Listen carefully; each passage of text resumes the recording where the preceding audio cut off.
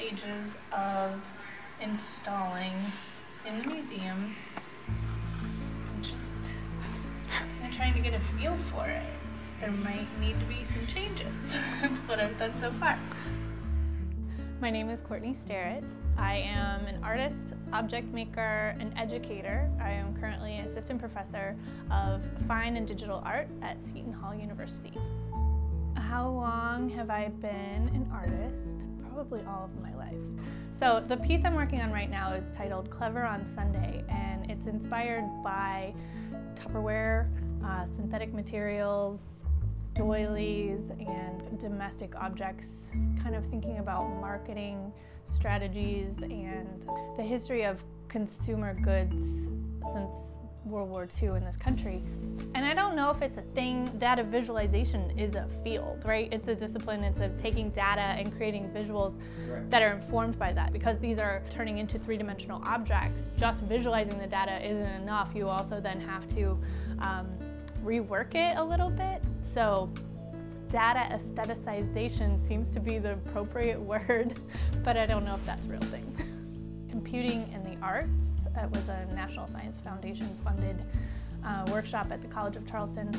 I was able to come up with the idea of how to integrate what I was already working on, which was handmade, computer designed objects in silicone rubber. I collaborated with a professor at University of North Carolina, Asheville, named Susan Reiser, and she was able to put together a processing script from statistics basically about women in professions, like women who had gotten degrees in science, technology, engineering, mathematics. I started with an Excel spreadsheet that we were able to take and import into processing script.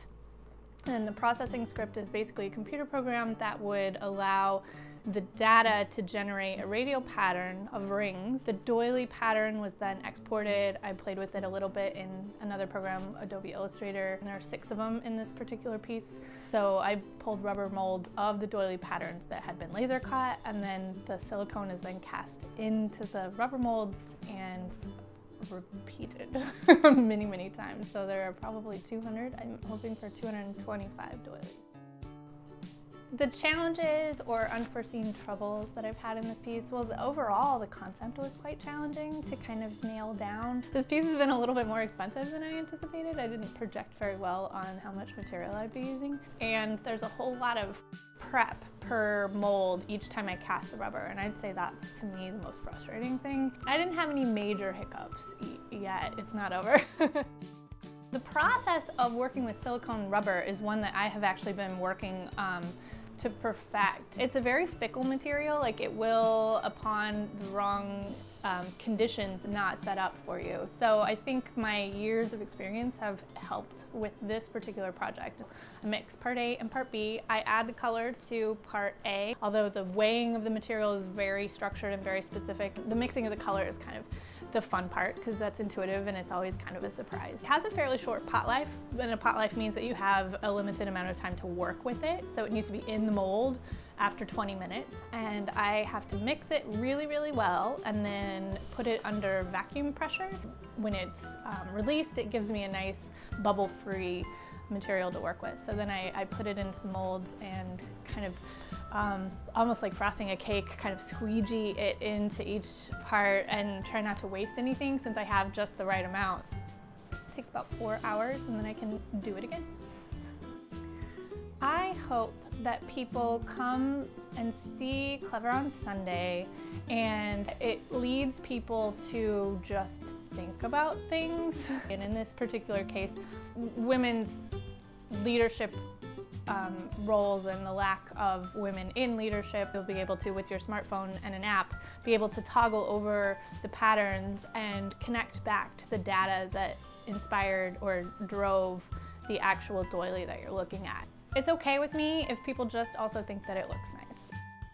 All that we'll be installing on is 23 feet long and 8 feet 9 inches tall. So this is a human figure, probably my height, 8 foot or 5'9" perhaps. And so we're going to plot out these Venn diagram circles and see if We have enough doilies. I guess I would call that aesthetic allure, and then it also has this hopefully level of intellectual intrigue. My advice to students and other artists on a project of this scale, you're going to have to put in long hours and you're going to have to work under pressure and a lot, and just, I guess, trusting your instincts, but also planning. Planning is very important. As an artist, I think one of the hardest things is adjusting to having a family.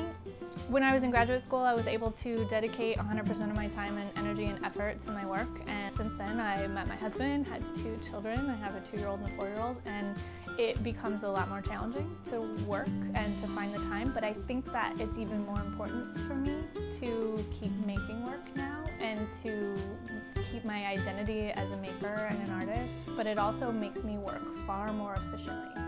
I'm just double checking to see that I'm kind of hitting a circular pattern from that point.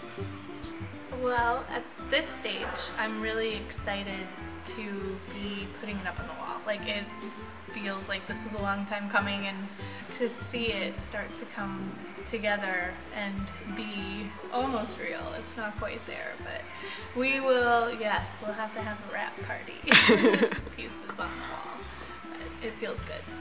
Clever on Sunday will be on view in an exhibition curated by Jennifer Scanlon. So if you're interested in seeing some work in progress, you can stop by Olivieri Arts, Crafts and Coffee and grab a coffee, talk to the artists in residence. There's lots going on down here. There's always interesting works being made, and then also to see Made for You, new directions in contemporary design, and to see specifically Clever on Sunday, stop by the Dorsky Museum.